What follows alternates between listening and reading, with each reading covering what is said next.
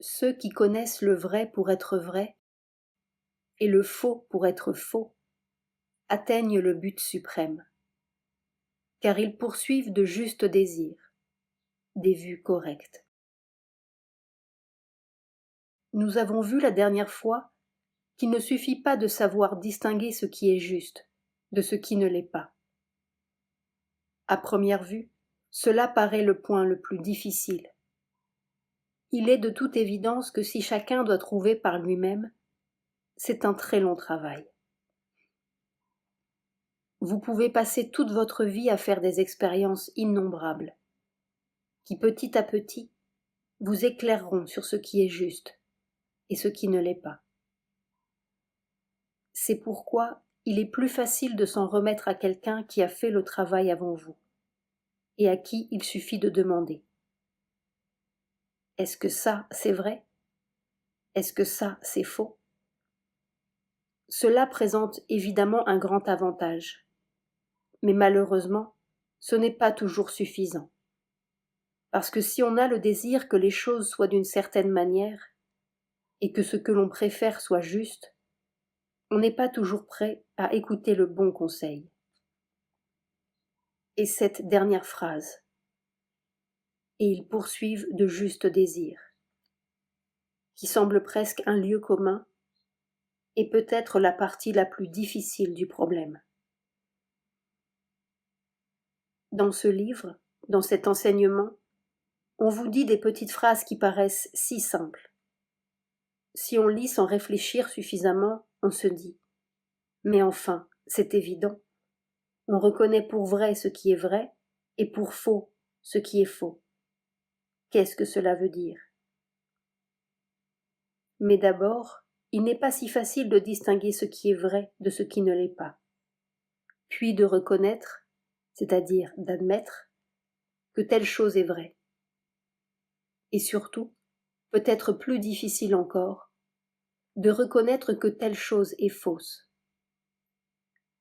Au fond, pouvoir discerner exactement ce qui est faux, cela implique une telle sincérité dans l'aspiration, une telle volonté de vouloir être vrai, que rien que cette toute petite phrase, connaître le vrai pour être vrai et le faux pour être faux, est une réalisation très considérable.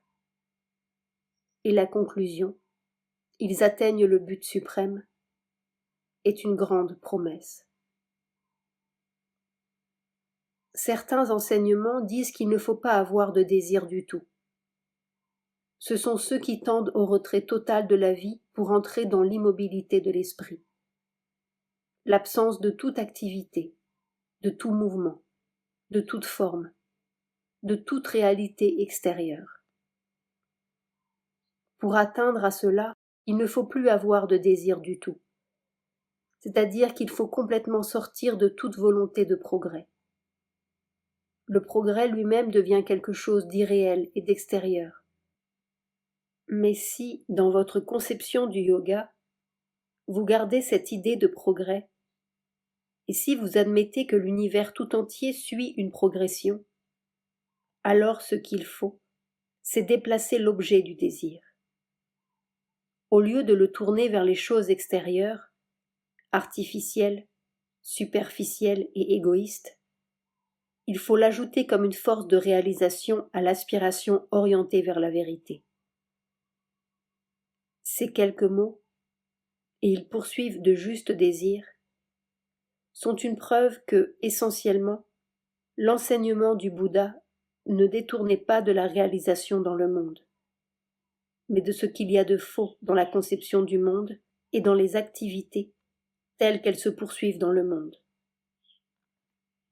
Ainsi, quand il enseigne qu'il faut échapper à la vie, ce n'est pas échapper à une vie qui serait l'expression de la vérité, mais à la vie illusoire telle qu'elle est vécue ordinairement dans le monde. Sri Aurobindo nous dit que pour atteindre à la vérité et avoir le pouvoir de réaliser cette vérité, il est nécessaire d'associer la conscience spirituelle à la conscience mentale progressive.